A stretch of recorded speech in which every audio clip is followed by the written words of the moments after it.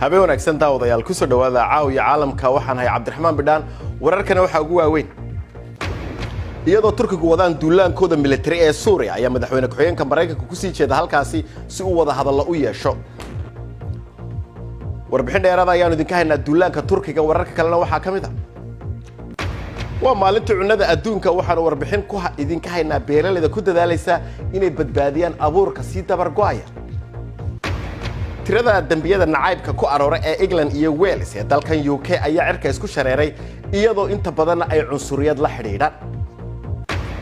waxaanu sidoo kale caawa idin haynaa hab xariifnimo ku dheehan tahay oo ay dhalinyarada Ethiopia ku helaan khadka internetka kala soco BBC News Somali televisionka raadiyaha online-ka iyo baraha bulshada halkan waa BBC London caawiya caalamka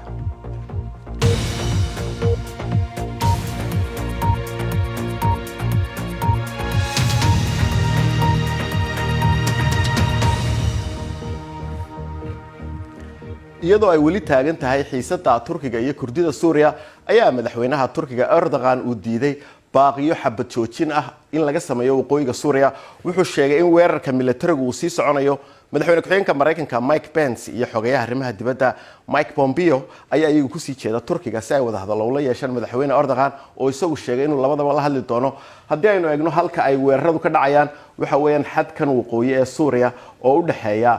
Suuriya iyo dalkaasi ee Turkiga waxaana uu sheegay madaxweyne Erdogan inaanu marnaba wada hadal la galaynin Kurdiyiinta waxaana ku go'an buuri inuu goob kamid ah dhulkan waqooyiga Suuriya uu ka sameeyo goob loogu yeeray goob ammaan ah muuqaaladani waa kuwii ugu dambeeyay ee naga soo gaadhay halkaasi waqooyiga Suuriya oo ciidamada Kurdiyiintu ay dab qabatiyeen shidaal meelaha u dhow magaalada la yiraahdo Tal Tamir si ay u qariyaan magaalada xadka Suuriya ku taala hadaba ee la yiraahdo Ras Al Ain waxa ku sugan wariyaha BBC-da Barbara Plett Asher oo warbixinta goordhoweed ka soo dirtay dagaalka waxa uu ku aadan yahay magaalada Ras Al Ain taasi oo dhabarkayga ka muuqata halkani waa goobta ay ciidamada Turkiga kula dagaalamayaan maleeshiyada Kurdiyiinta dagaalka aad ayuu u darnaa Kurdiyiintu waxay awood u helaan inay dib isu abaabulaan waxayna isku dayeen inay ka celiyaan magaaladan weerarka Turkiga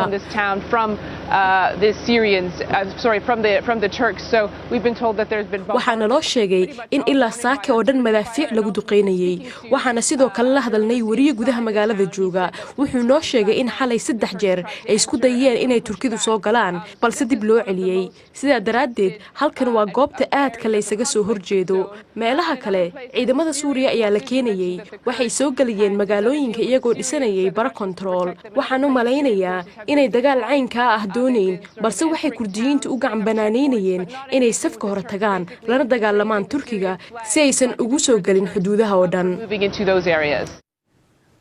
bal markan aynu eegno qodobada kale ee ku jira wararka caawa madaxweyne Uhuru Kenyatta ayaa maanta furay qaybtii labaad ee habka isku xidhka tareenada dalkaasi oo inta badan ay maalgeliyeen Shiinuhu 120 kilomitir cusub ayaa lagu kordhiyay khadkii la furay 2017 ee isku xidhayay Mombasa iyo caasimadda Nairobi laakiin dadka qaar ayaa isweydiinaya in khadkan uu isbixin karayo iyadoo isku xidhayo Nairobi iyo magaalo aan weyneyn oo ku taala gobolka Rift Valley wafdiyo midowga Yurub iyo Britain ka socda ayaa wada xaajood dheeraada ka yeelanaya sidii ay heshiis uga gaari lahaayeen ka bixitaanka UK ee midowga Yurub waxay rajeynayaan in heshiis gaaraan ka hor shir madaxeedka Khamiista berri dawladda Ingiriiska ayaa sheegaysa in waqtigu ciriir yahay haddii wada hadalladu fashilmaan Britain ayaa codsan karta waqti in loo kordhiyo haddii kalena heshiis la'aan ayay kaga baxayaan midowga Yurub bisha dhamaadkeeda madaxa maamulka Hong Kong ayaa diiday dhaleecayn uga timid khudbad sanadeedkeedii ku aadaneed arrimaha siyaasadda oo ay kaga booday cabashada kooxda dimuqraadiyadda doonka ah waxay khudbadeeda ku sheegtay in xorriyadi ka jirto Hong Kong hore ayay u joojisay khudbad ay baarlamaanka ka jeedin lahayd kadib markii ay ku ooriyeen xildhibaanada dimuqraadiyadoonkahi waxay markii dambe soo gashay khadka fiidiyowga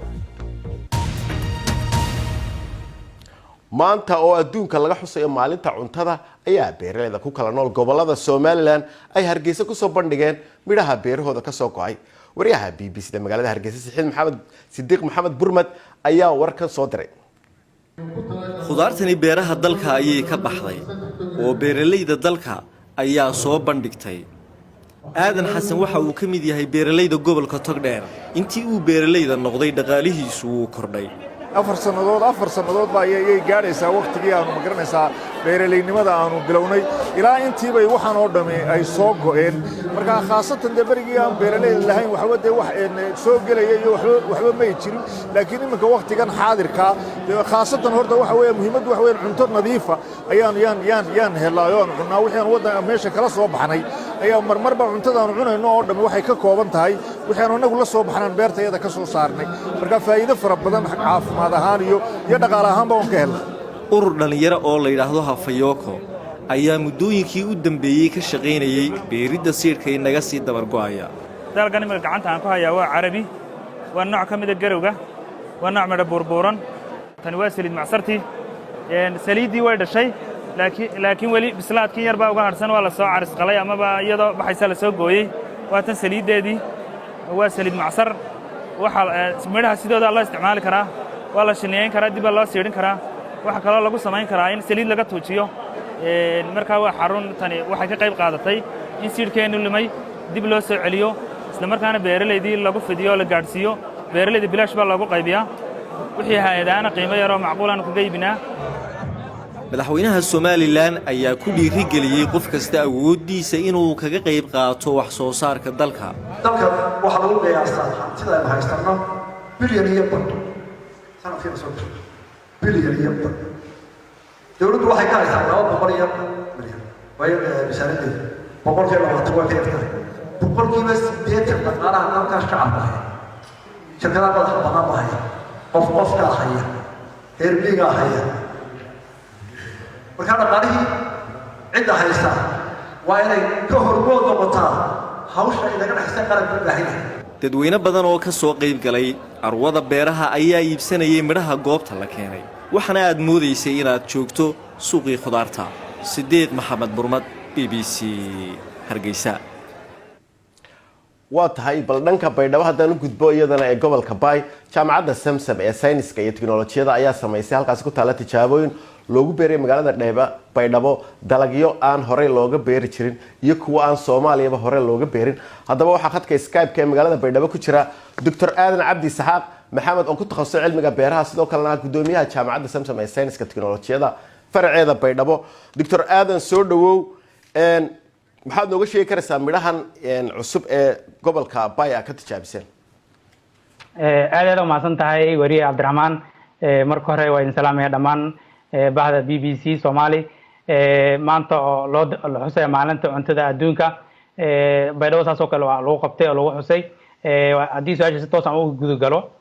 jaamacadda Samsam sayniska iyo tiknoolajiyada faraceeda magaalada Baydhabo Janaay waxaan tijaabinay dalagyo cusub oo ku cusub guud ahaan Soomaaliya iyo kuwa ku cusub koonfur galbeed haddii aan ku kala qaado waxyaabaha ku cusub guud ahaan Soomaaliya waxaa kamid ah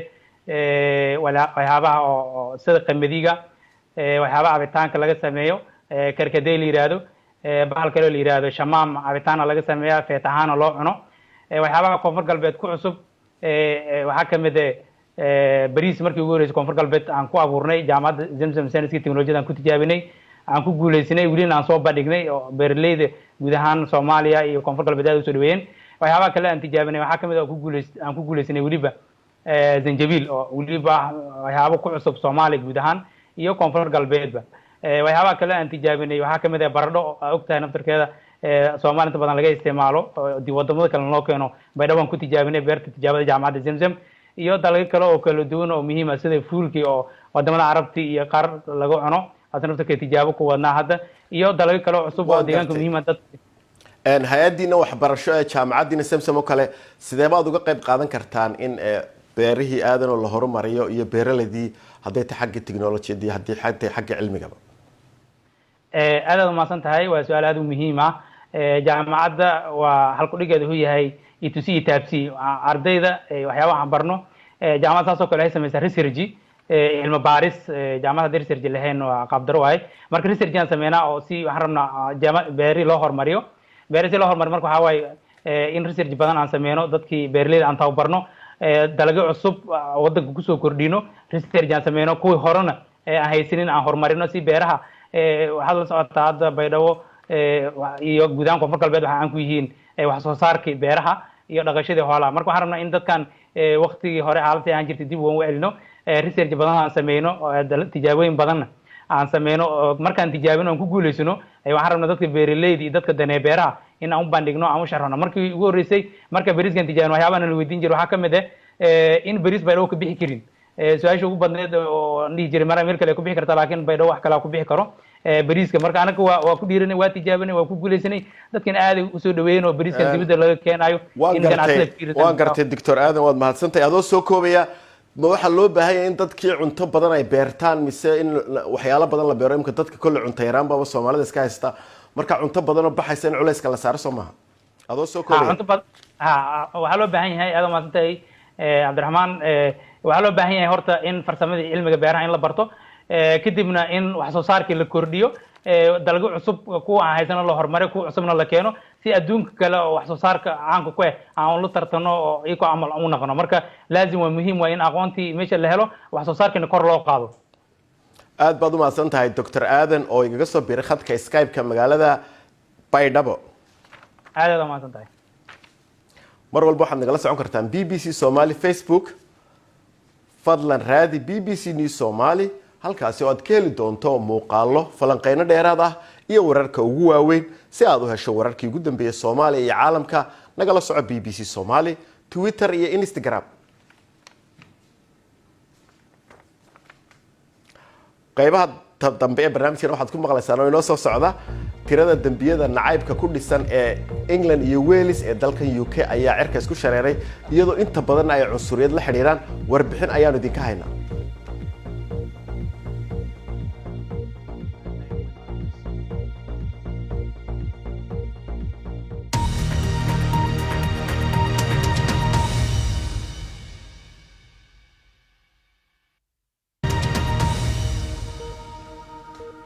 soo dhawaada daawadayaal weli waxaa daawanaysan caawiya caalamka anoo cabdiraxmaan bidhaan idin la socodsiinaya bal aan idin xusuusiyo qodobadii wararka ugu waaweynaa iyadoo turkigu wadaan duulaankooda militari ee Suuriya ayaa madaxweyne ku-xigeenka Mareykanku halkaasi ku sii jeedaa si uu wada hadallo u yeesho maantana waxaa loo dabaaldegay maalinta cunnada adduunka waxaana warbixin idinka keenay beeraleyda Hargeysa iyo Baydhabo tirada dambiyada nacaybka ku salaysan ee booliska England iyo Wales loo soo sheego ama loo soo gudbiyo ayaa cirka isku shareertay tirada ay soo bandhigtay wasaaradda arrimaha gudaha UK ayaa muujinaysa in 10% ay kor u kacday marka loo eego sanadihii ugu dambeeyay wasaaraddu waxay sheegaysaa in kor u kacan ay sababtay iyadoo dadku ay soo ogeysiinayeen booliska sidoo kalena weeraradan ay kor u kaceen kadib weeraradii argagixisada la leeyahay ee dhacay 2017 iyo aftidii Ingiriisku ka qaaday inuu ka baxo Yurub oo dadkiisa ka qaaday Caaisha Afrax ayaa inoo faahfaahinaysa waxaa jirta in dambiyada la xiriira nacaybka qaybihiisa kala duwan ee booliska loo soo sheegay ay kordheen balse dambiyadaasi badankoodu waxay ku salaysan yihiin cunsuriyad masjidka bariga London Safiya waxay caawisaa dumarka muslimiinta ah ee la kulmay takoor ku salaysan cunsuriyadda iyo islaam nacaybkaba iyadoo lafteeda kama aysan badbaadin dhibaatooyinkan caruurnimadeydii waxaa haraati ila dhici jiray ilmo xiran kaba madow oo buud ah oo qaali ah iyagoo igu lahaa ku noqo halkaad ka timid halkan baa laygu soo koriyey waa waddankayga wasaaradda arrimaha gudaha ayaa sheegaysa in ka badan 100,000 oo dambiye nacayb ah ay booliska England iyo Wales ay diiwaangeliyeen sanadihii 2018 iyo 2019 taasoo ka sarreysa 10% sanadihii ka sii horeeyay dambiyada nacaybka ee cunsuriyadda ku salaysan ayaana gaaraya in ka badan 78,000 oo kiis waxaa loo baahan yahay in wadahadal adag laga yeesho cunsuriyadda qarsoon islaam nacaybka daahsoon iyo siyaabaha kale ee laysku takoore ka mid ah dhaqanka Britain maxaa yeelay waxaan aragnaa waa nacayb sii kordhaya marka ay noqdaan qayb dhaqanka ka mid ah dhanka kale dambiyada ka dhanka ah dadka jinsigooda bedelaya ayaa iyaguna kor u kacay 37%. Josie waxay leedahay 10kii sano ee u dambeeyay waxaa lagu dhibaateeyay tareenka basaska iyo wadooyinka in ka badan 150 jeer waxyaabaha qaar ma sahlana in lagugu dhaho waxay ahayd in lagu ceejiyo markaad dhalatay dadka adigoo kale ah ma ahan inay noolaadaan kadibna waa iska sii soconayaan tirooyinka ayaa muujinaya in yar oo ka mida kiisaskani oo keliya in la xaliyo booliska ayaana dareemaya cadaadis daran oo ku aadan inay arrimahani wax ka qabtaan BBC-da ayaa maanta bilowday barnaamijka sanadlaha ee 100 haweena oo lagu soo bandhigo haweenka ugu saameynta badan dunida. sanadkan BBC da barnaamijkeeda waxay halkudheg uga dhigtay mustaqbalka haweenka adduunka. haddaba waxaa stuudiyaha igula sugan Filsan Cabdilaahi Axmed oo ah u dhaqaaqda arrimaha nabadda deegaanka Soomaalida ee Ethiopia, isla markaasina imika bilaabaysa TV cusub oo isaguna xagga nabadda ka hadlaya. Filsan ku soo dhawow BBC da. waan dhawahay Cabdiraxmaan. maanta waan aad baan ugu mahadsantahay inaad nagala soo qayb gasho iyadoo ay tahay maalintii ay BBC-na boqolka haweenka soo bandhigaysay mustaqbalka haweenka laga hadlayaa. bal wax nooga sheeg mustaqbalka haweenka Soomaaliyeed ee gobolka Soomaalida Ethiopia sidee buu u egyahay mustaqbalku waa sidee Filsan? wallaahi alxamdulillaah ood mahadsan tahay. dumarka haweenka mustaqbalkoodu waxaad isleedahay gaar ahaan deegaanka Soomaalida inuu jidkii loo baahnaa hadda u jeexmaday. dumarku saad og tahayba waa halbowlaha shacabka dhan uu ku dhisan yahay. dib markuu yimaado waxa dibka maraysa waa haweeney, wuxuu wax ka dhimanaya waa haweeney, waxa gablamaysa waa haweeney. marka waxaad moodaa haweenkeenu inay aad isbedelku si weyn u saameeyay, isbedelka si weyn uga muuqdaan, si weyn uga soo muuqan doonaan insha Allah. waan gartay sidaad og tahay gobolka Soomaalida Ethiopia, dalka Ethiopia guud ahaan isbedel weyn ma ka dhacay. Ra'iisul Wasaare Abiy Ahmed wuxuu siiyay haweenka Ethiopia qondo weyn buu siiyay. markaad eegto xagga hoggaanka madaxweynaha Ethiopia waa haween, gudoomiyaha maxkamadda sare, golaha wasiirada kala badh bay leeyihiin maamulka tiradii. marka gobolkii Soomaalida ma la jaan qaaday Filsanay isbedelka Ethiopia? ha way la jaan qaadeen, laakiin waxaa jirta gobolka Soomaalida sidii la rabay oo lamuna jaan qaadan marka la eego qaybta dumarka oo ah boqolkiiba less than 1% ama wax 1% ka yar baa dumarka cabinetka ka muuqda. taasina ma aha runtii in xukuumadda kaliya lagu dhaliili karo. Soomaali hadaynu nahay horta qabyaalad iyo qabiil baa inugu jirta. waxaad arkaysaa qofka waxaad badnina dhaqan baynu leenahay marka la eego xagga siyaasadda inaynu ragga siino mudnaanta. madaxdii maanta markay kursiga ku fadhido madaxweynihii waxaa loo arkayaa madaxweyne qabiil u yimid oo kursiga qabiil matalaya, looma arkayo madaxweyne qoomiyadii wada. sidaa darteed gabadhii dumarka markii xil loo magacaabo waxaa loo arkayaa qof dumara qabiilka inay matalayso, looma arkayo qof matalaysa kaliya. marka waxay soo bandhiganayaan meeshii dumarka laga sharaxi lahaa qabiilkaasi in ragoodii ay horeanta marayaan. marka caqabadahaas oo badan baa jira, laakiin waxaan rajeynayaa isbedelka cusub ee deegaanka ka dhashay madaxweyne Mustafa inuu wax badan taa ka bedeli doono. waan gartay adiga laftigaagu waxaad ahayd ololihii Soomaalida iyo oramada nabadda lagaga sameeyay ayaad waday oo ka firfircooni ka muujinaysay. maxaad nooga sheegi karaysaa arrimahaas iyo balimka qorshayaasha wadaan haddaad tiir haweenkii arrimaha nabadda waday? barnaamijkan waxaan bilownay sanad ka hor oo nabadeynta aan ku bilownay. labada qowmiyadood bay ahayd oramada iyo Soomaalida. hormuudkana dumar buu u ahaa. meel weynna waan soo gaadhsiinay maanta oo waan ka midho dhalinay maadaama hal sano ku dhawaad jidka lama mari karin Addis Ababa ilaa Jigjiga. marka taa inaanu xal u helnay noqotay xukuumadihii wada fadhiisino maanta jidkiina jid la mari karo noqdo oo amnigiisi la sugo. marka qayb libaax bay dumarku ka ciyaareen, qayb weyn bay ka ciyaareen.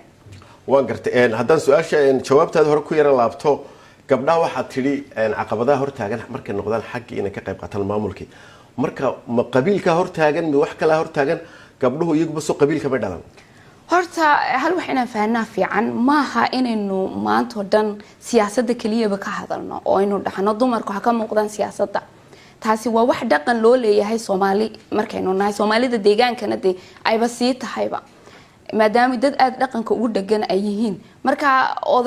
odayga qabiilka matala wuxuu rabaa nin inuu meeshii geysto. waan gartay oo qof dumara si daciif ah loo arkaa. iyadoo saas tahay haddana markaad aragtid bulshada weyn dumarka qaybta ka qaadanayaan, ha noqoto dumarka caafimaadka, ha noqoto dumarka waxbarashada, qaybo waaweyn maanta meelo waaweyn waxa ka ciyaaraya waa dumarka Soomaalida deegaanka marka laga hadlayo. waad mahadsan tahay Filsan Cabdilaahi Axmed oo u dhaqdhaqaaqda arrimaha nabadda ee gobolka Soomaalida Ethiopia inaad maanta barnaamijkan nagala soo qayb gasho. waad mahadsan walaal. waayahay bal imkan aan u gudbo xaggaas iyo wararka ciyaaraha.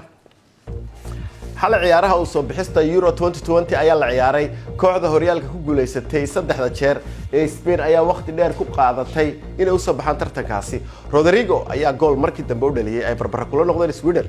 ciyaaraha kalena Finland ayaa Armenia 3-0 ku garaacday Italy oo mar horeba soo baxday ayaa 5-0 ku jiiday Liechtenstein booliska Bulgaria ayaa xidhay 4 nin oo loo haystay inay ku lug lahaayeen aflagaado cunsuriyeysan oo dhacday inta ay socotay ciyaarta England iyo Bulgaria Euro 2020 ciyaartooyga Ingiriiska ayaa halkaasi aflagaado loogu geystay ciyaartii Isniintii Alexander Kaferena madaxa FIFA ayaa sheegaya in loo baahay in wax laga qabto cunsuriyada kubadda cagta ku dhex jirta